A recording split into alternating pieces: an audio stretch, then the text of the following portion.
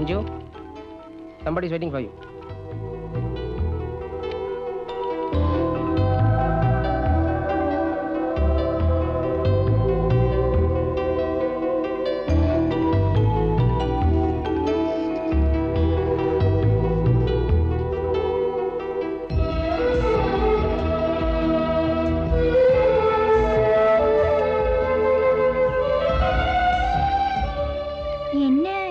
பேசணும்னு சொல்லி அழைச்சிட்டு வந்தீங்க, எதுவுமே பேசாம வரீங்களே. நான் பேச வந்தது சொன்னா எங்க நீ என் கூட பேசாம போயிடுவியோன்னு. அப்படி என்ன பேச போறீங்க? பிரபாகர பத்தி தான். இது அங்கேயே சொல்லிருக்கலாம்ல. சொல்லியிருந்தா வந்திருக்க மாட்டேன். இப்படி பிடிவாதமா விலகி விலகி போய்தான் நடந்தது என்னன்னு தெரிஞ்சுக்காம ஒரு நல்லவர் மேல பழிய போட்டு அவரோட வாழ்க்கையை நாசமாக்கிட்டு இருக்கீங்க. அநியாயமா எங்க அக்காவை கொன்னு எங்க குடும்பத்தையே நாசமாக்குறது அவர்தான். தயவு செஞ்சு அவரை பத்தி பேசாதீங்க. இப்படி நீ பேசிட கூடாதுன்னுதான் உங்க ரெண்டு குடும்பத்து பிரச்சனையிலையும் மூணாவது நபர் நான் தலையிட வேண்டான்னு இவ்வளவு நாள் பேசாம இருந்தேன். இனிமேல இருந்துருங்க. முடியாது. பிரபாகர் படுற வேதனையை பார்த்துட்டு இனிமேலும் என்னால பேசாம இருக்க முடியாது. அவரை பத்தி தெரிஞ்சுக்க வேண்டிய அவசியம் எனக்கு இல்ல. இருக்கு. மீனா இறந்து போனதுக்கு காரணம் பிரபாகர் அவளை பிடிக்கலன்னு சொன்னதுதானே நீங்க நினைச்சிட்டு இருக்கீங்க. இல்ல, மீனாவை பிடிக்கலன்னு பிரபாகர் சொல்லவே இல்ல. எனக்கு இப்ப கல்யாணம் வேண்டான்னு அவங்க அம்மா கிட்ட சொல்லிருக்காரு. அப்புறம் எதுக்கு போட்டோவை அனுப்புனாங்க? அவருக்கு தெரியாம அவங்க வீட்டுல அனுப்பிச்சிருக்காங்க. அப்புறம் எதுக்கு பொண்ணு பார்க்க வரணும்? அது அவங்க அப்பா அம்மா சந்தோஷத்துக்காக வந்திருக்காரு. அவங்க அப்பா அம்மா சந்தோஷமா இருக்கணும், நாங்க எங்க அக்காவை எழுந்துட்டு வேதனை படணுமா? இது நியாயமா? மஞ்சு, ஒவ்வொரு ஆம்பளைக்கும் தனக்கு வரப்போற மனைவியை பத்தி கனவும் கற்பனையும் இருக்கும். தன்னோட லைஃப் பார்ட்னரை செலக்ட் பண்ணிக்கிறதுல ஒரு ஆர்வம் இருக்கத்தான் செய்யும். பாக்குற எல்லா பொண்ணுங்களையுமே கல்யாணம் பண்ணிக்க முடியாது இல்லையா? இது யதார்த்தம். எது யதார்த்தம்? This is seating. வர வேண்டியது, பொண்ணு பார்க்க வேண்டியது, போய் லெட்டர் போடுறேங்கிறது, போன் பண்றேங்கிறது. அந்த பொண்ணோட மனசு எவ்வளவு வேதனைப்படும்னு எந்த ஆம்பளையாவது யோசிச்சு பாக்குறாங்களா? இதெல்லாம் அவங்களுக்கு ஒரு டைம் பாஸ். நாம போய் மாப்பிளைய பார்த்துட்டு மாப்பிளை பிடிக்கலன்னு சொன்னா அவங்க மனசு எவ்வளவு வேதனைப்படும். அந்த மாதிரி ஏன் இங்க நடக்கிறது இல்ல? நீ பேசுறதுக்கும் நான் கேட்கறதுக்கும் நல்லா தான் இருக்கு. ஆனா இதெல்லாம் பிராக்டிக்கல் லைஃப்ல நடக்கிற விஷயம் இல்ல. காதல்ல தோத்து போற ஒவ்வொரு பொண்ணும் பார்த்துட்டு பிடிக்கலன்னு சொல்றதுனால எல்லா பொண்ணுங்களும் தற்கொலை தான் முடிவுன்னு தேடிக்கிட்டா அப்புறம் இந்த உலகத்துல எந்த பொண்ணுமே உயிரோட இருக்க முடியாது. ஏன் என்னையே எடுத்துக்கோ. ஆரம்பத்துல நான் கூட தான் பிரபாகரை நேசிச்சேன். ஆனா அவர் என்னோட லவ்வை ஏத்துக்கல. அதுக்காக நான் என்ன தற்கொலையா பண்ணிக்கிட்டேன்? we are friends today. ஓஹோ, அதான் உங்க பழைய லவருக்காக சப்போர்ட் பண்ணி பேசுறீங்களா? படிச்ச பொண்ணு, நாகரிகம் தெரிஞ்சவ, சொன்னா புரிஞ்சுப்பேன்னு நினைச்சேன். நான் கூப்பிட்ட உடனே மரியாதை கொடுத்து என் கூட வந்ததுக்கு தேங்க்ஸ். இவ்வளவு நேரம் நான் பேசி உன்னோட டயத்தை வேஸ்ட் பண்ணிட்டேன். சாரி. இதோட நான் பேசுறதை நிறுத்திட்டா நம்ம ரெண்டு பேரோட ரிலேஷன்ஷிப்பாவது மிஞ்சும். Bye by.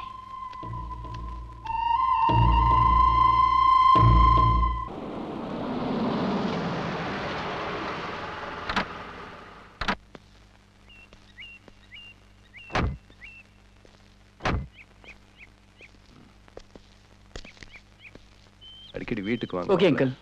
ஃபோன் பண்ணுங்க. பாய்.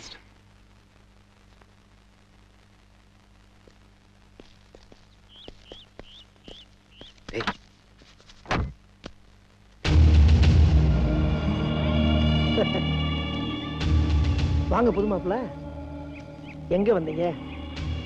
உங்க கல்யாண செய்தி சொல்லிட்டு போலான்னு வந்தீங்களா? நாங்க எங்க இருக்கோம்னு தேடி கண்டுபிடிச்சு கார்ல வந்து இறங்கி உங்க பந்தாவை காட்டுறீங்க. டேய் முருகா, பேர சொல்லி கூப்பிடாத. அந்த அருகதையை இழந்து எவ்வளவோ நேரம் ஆகி போச்சு. டேய் இப்போ என்ன நடந்து போச்சு? நீ இவ்வளவு டென்ஷன் ஆவற? ஒண்ணும் நடக்கலையே. ஒண்ணுமே நடக்கலையே சார். எப்படி அப்படிப்பட்ட காரியத்தை செய்யறதுக்கு உன் மனசாட்சி இடம் கொடுத்துச்சு? ஓ சாரி சாரி சாரி. மனசுன்னு ஒண்ணு இருந்தா தானே நீங்க அதை பத்தி யோசனை பண்ணிருப்பீங்க. முருகா, பிரபா, இவனுக்காக நீ எவ்வளவோ பண்ணிருக்கடா. எனக்காக, உன் நண்பன் முருகனுக்காக ஒரே ஒரு நிமிஷம் அமைதியாடுறா பிளீஸ். டேய், எதிரிய கூட மன்னிச்சலாம்டா. ஆனா துரோகிய மன்னிக்கவே கூடாது. எங்க முகத்திலே முடிக்காத, போயிரு. டேய், அதை சொல்லிட்டு போதாண்டா நான் வந்தேன். இப்போ என்ன கார்ல இறக்கி விட்டு போறாரே எங்க மாமனார் மிஸ்டர் ராமநாதன். அவரோட பொண்ணு எனக்கு கட்டி கொடுக்கறதுக்கு அவர் போட்ட முதல் கண்டிஷன் என்ன தெரியுமா? உங்க முகத்திலேயே முழிக்கூடாது, உங்களோட பேசக்கூடாதுன்னு தான். அதுக்கு அவர் எனக்கு கொடுக்கிற சீதன் என்னன்னு தெரியுமா? தேவதை மாதிரி இருக்கிற அவரோட பொண்ணு 3 கோடி ரூபாய் சொத்து. மைண்டட். மிஸ்டர் ராஜா, நீங்க ஒரு விஷயத்தை மறந்துட்டீங்க. காசு பணத்தை எப்ப வேணாலும் சம்பாதிக்கலாம், ஆனா ஒரு நல்ல நட்பை சம்பாதிக்கிறது தான் ரொம்ப கஷ்டம். நீங்க இருந்த நட்பை இழந்துட்டீங்க. டேய், ஃப்ரெண்ட்ஷிப்பா ஃபியூச்சரா எனக்கு ஃபியூச்சர் தான்டா முக்கியம். இந்த மாதிரி ஒரு சந்தர்ப்பத்துக்காக தான் இவ்வளவு நாள் காத்துட்டு இருந்தேன். இப்போ கிடைச்சிருக்கு. இதை நான் மிஸ் பண்ணிட்டேன்னா என்ன மாதிரி ஒரு முட்டாள் கிடையவே கிடையாது. இனிமேல் உண்ட ஒரு வார்த்தை, ஒரு எழுத்து ஓ முன்னாடி நின்று நான் பேசிக்கிறேன்னா என்ன மாதிரி முட்டாள் எவனும் கிடையாரா? பாபரப்பா போலாம்.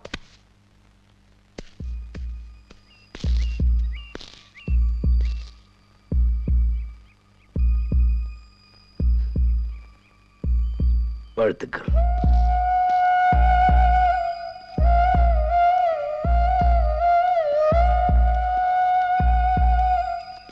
லதா, எங்கம்மா கிளம்பிட்ட?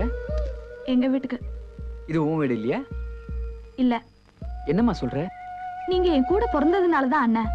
ஆனா அண்ணனா இருந்து இந்த தங்கச்சிக்கு செய்ய வேண்டியதெல்லாம் செஞ்சது பிரபா அண்ணன் தான். அவருக்கு நீங்க என்ன செஞ்சுட்டு வந்திருக்கீங்க? மாப்பிள்ள, நீங்க இருங்க. எல்லாத்துக்குமே கவலைப்படுறவன் முட்டாள், எதுக்குமே கவலைப்படாதவன் பைத்தியக்காரன். மத்தவங்களுக்காக கவலைப்படுறவன் தான் மனுஷன். உங்களுக்கு ஒரு கஷ்டம் வந்த உடனே ஓடி வந்து உதவி செஞ்சது அந்த பிரபாகர் தான். அதை நீங்க மறந்துட்டீங்க, நாங்க மறக்கல. லதா, இது ஒன்று தலைப்பிரசவம். அடுத்த மாசம் டெலிவரி. இந்த நேரத்துல அம்மாவோட நம்ம வீட்டுல இருக்கிறது நல்லது. யோசிச்சு பாரு. இல்லண்ணே, நான் உங்களை மன்னிச்சு இங்க இருந்தாலும் நாளைக்கு எனக்கு பிறக்க போற குழந்தை என்ன மன்னிக்காது. அம்மா, நீங்களாவது கொஞ்சம் எடுத்து சொல்லுங்கம்மா. அவளுக்கு போறதுக்கு ஒரு இடம் இருக்குப்பா, போறா. எனக்கு வேற இடம் இல்லப்பா.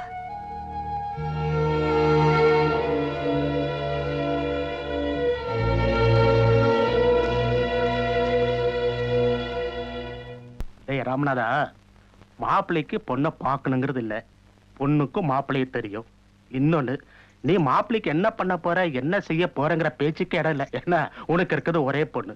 உன் சொத்து போறா மாப்பிள்ளைக்கு தான் சொந்தம். என்ன நான் சொல்றது? ஏன் மாப்பிள்ள, நீங்க தான் சொல்ல நினைக்கிறீங்களா? நான் மஞ்சு கிட்ட கொஞ்சம் பேசணும். அது சரி, இந்த காலத்துல பொண்ணு மாப்பிள்ளையும் மன விட்டு பேசினாதான் ஒருத்தருக்கு ஒருத்தர் நல்லா புரிஞ்சுக்க முடியும். அதுல ஒண்ணு தப்பு இல்ல. என்னப்பா?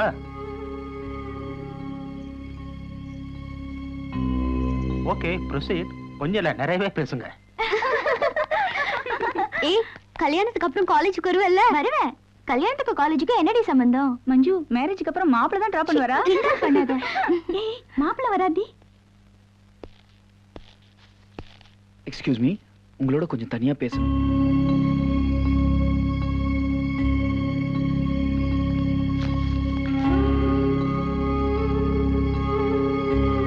நான் சொல்றதை கேட்கறதுக்கு உங்களுக்கு கொஞ்சம் கஷ்டமா தான் இருக்கும். ஆனா சொல்லியே ஆகணும், அது என் கடமை. நம்ம கல்யாணம் நடக்காது. ஏன்னா உங்களை எனக்கு பிடிக்கல.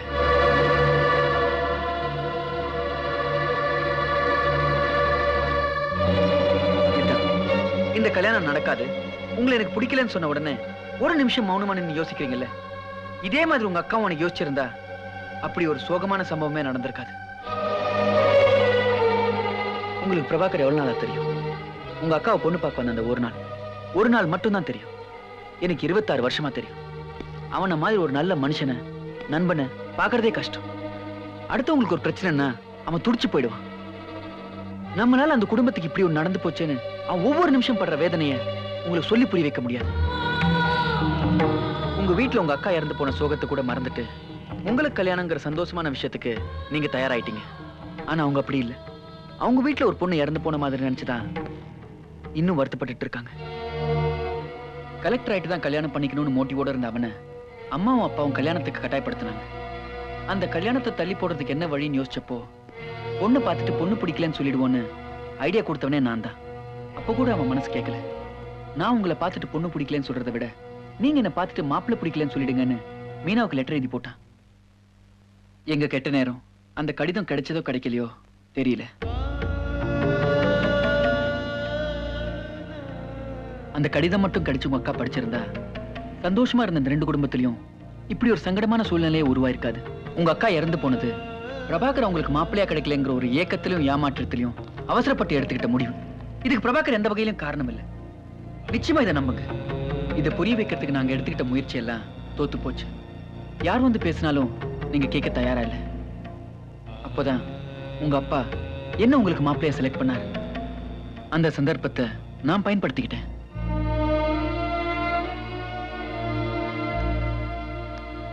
நான் உங்களை கல்யாணம் பண்ணிக்க போறேன்னு தெரிஞ்ச உடனே என் வீட்லயும் சரி என் ஃப்ரெண்ட்ஸும் சரி எல்லாரும் என்ன வெறுத்தாங்க. அப்ப கூட எனக்கு வாழ்த்துக்கள்னு சொன்னது என் பிரபாதான். உங்களை விட இன்னும் வசதியான இடத்துல இருந்து கூட எனக்கு பொண்ணு கிடைக்கலாம். ஆனா பிரபா மாதிரி ஒரு நல்ல நண்பன் எனக்கு கிடைக்க மாட்டான். உங்களுக்காக உங்க அப்பா கொடுக்கிற கோடிக்கணக்கான சொத்துக்களுக்காக அவன் நட்பை இழக்க நான் தயாரா இல்லை.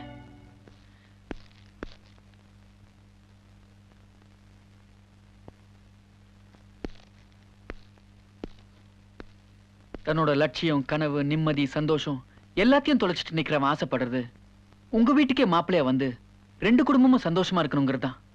அதுக்காக நாங்க எடுத்த எல்லா முயற்சியும் முடிஞ்சு போச்சு. இனிமே அது நடக்கிறதும் நடக்காததும் உங்க கையில தான் இருக்கு.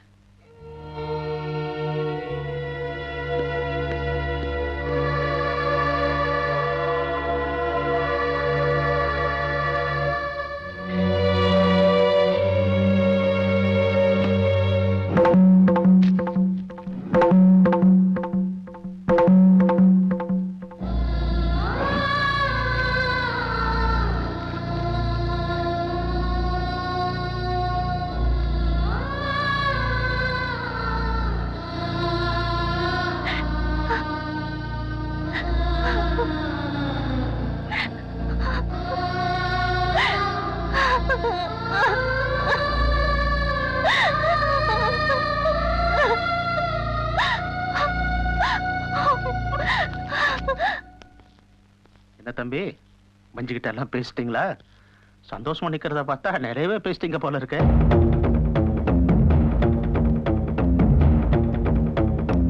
மஞ்சு மஞ்சு எங்க போறா? எங்க? அவ எங்க போனமோ அங்கதான் போறா. என்ன சொல்ற? பிரபாகரை பார்க்க போறா. எனக்கு போடா.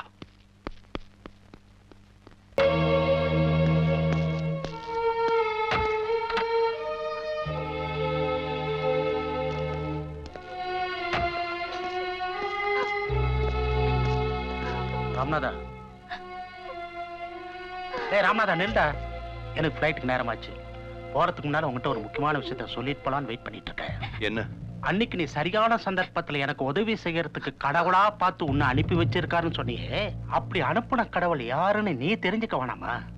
முடியவே முடியாது. இந்த குடும்பத்துல இருந்து சல்லி காசு கூட அவங்களுக்கு கொடுக்க மாட்டேன். அம்மா ப்ளீஸ். நீ சும்மா இரு பிரபா. என் குடும்பத்தை பத்தியும் என் பிள்ளை பத்தியும் அவங்க என்ன பேச்சு பேசியிருக்காங்க. அந்த குடும்பத்துக்கு நான் உதவி செய்யவே மாட்டேன். அம்மா என்னம்மா? முடியாதுன்னா முடியாதுதான். அம்மா நீங்களே இப்படி பேசினா எப்படிமா? மீனா உங்க மருமகளா இருந்தா அவங்களை கஷ்டப்பட விட்டுருவீங்களா? மஞ்சு தான் எனக்கு கொடுக்கல, சரி ராஜாவுக்கு கொடுக்குறாங்க. ராஜா யாரு? உங்க புள்ள மாதிரி இல்ல? நீ சும்மா. அம்மா இந்த உதவியாவது அவங்களை செய்ய முடியுதுன்னு சந்தோஷப்படுங்க. நீ என்ன சமாதானம் சொன்னாலும் என் மனசு மாறாது. நீ இனிமே இதை பத்தி பேசவே பேசாது. ஆமா அப்பா ப்ளீஸ் நீங்களும் சொல்லுங்களேன். உங்க அப்பா சொன்ன மாத்திரம் நான் கொடுத்துட்டு போறேன்னா நடக்கவே நடக்காது. லட்சுமி இது இது பாபா, நம்ம குடும்பத்தை பத்தி அசிங்கமா எல்லாம் பேசி அவமானப்படுத்திருக்காங்க. ஏன் ஒன்னு அடிச்சு போட்டு உடம்பெல்லாம் காயப்படுத்திருக்காங்க. அதையெல்லாம் மறந்துட்டு அவங்களுக்கு ஒரு கஷ்டம்னு ஒன்னா ஓடி போய் உதவணும்னு நினைக்கிறியே, இந்த மனசு இருக்கிற உன்னை மகனா பெற்றதுக்கு நான் பெருமைப்படுறேன்ப்பா. Proud of you. அந்த பணத்தை அவங்களே கொண்டு வந்து கொடுத்தா நீ வாங்க மாட்டேன்னு தான் என்கிட்ட வந்தாங்க. உன் பொண்ணு இறந்து போனதுக்கு எந்த பிரபாகர் காரணம்னு நீ நினைச்சிட்டு இருக்கியோ, அந்த பிரபாகர் தான் நீ குடும்பத்தோட தற்கொலை பண்ணிக்கிறந்தப்போ காப்பாத்தின கடவுள்.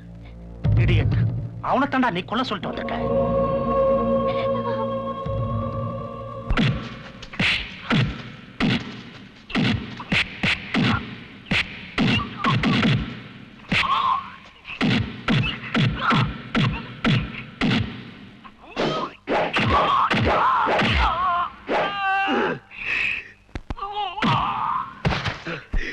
இதுவரைக்கும் நீங்க பிரபாகரை வெறுத்தது யதார்த்தம்.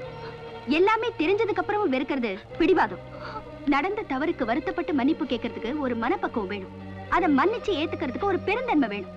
அந்த மனப்பக்குவம் பிரபாகர் கிட்ட இருந்துச்சு. பெருந்தன்மை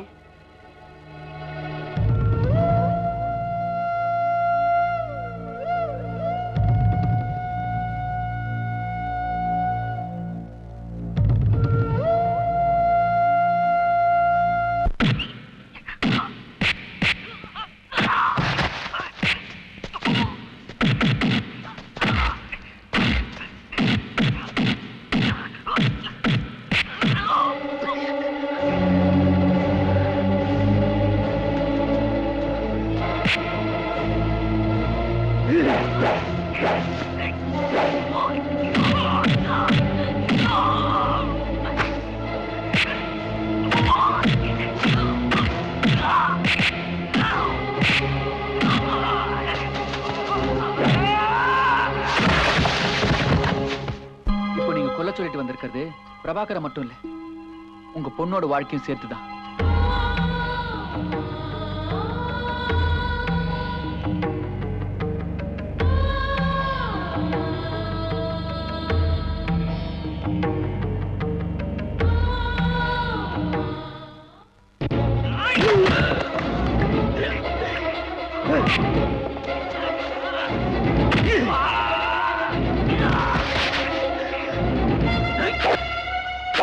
தேவா வேணாம், கத்திய போட்டு.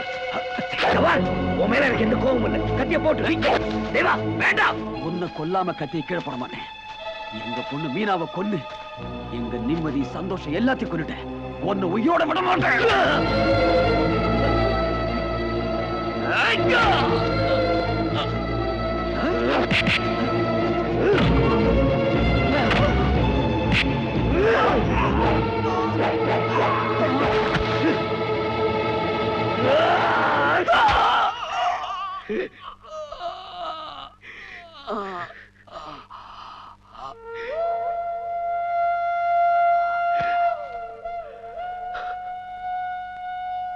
என்ன கொல்ல வந்த உன்னையே நான் கொல்லாம விட்டுட்டு போறானே, நான் ஏன்டா உன் மருமலை கொல்லணும்? என்னை ஏன் தான் புரிஞ்சுக்க மாட்டேங்கிறீங்கன்னு தெரியல.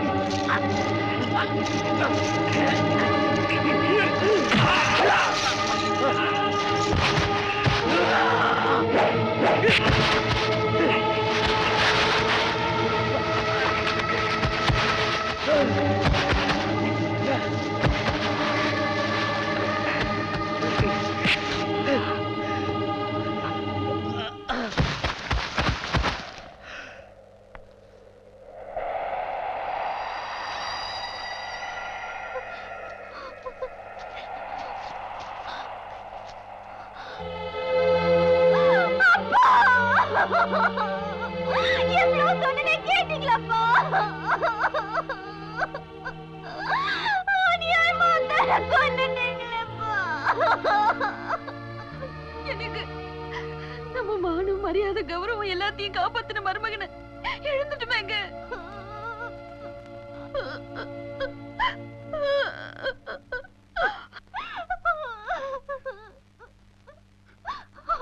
மாப்பிள்ள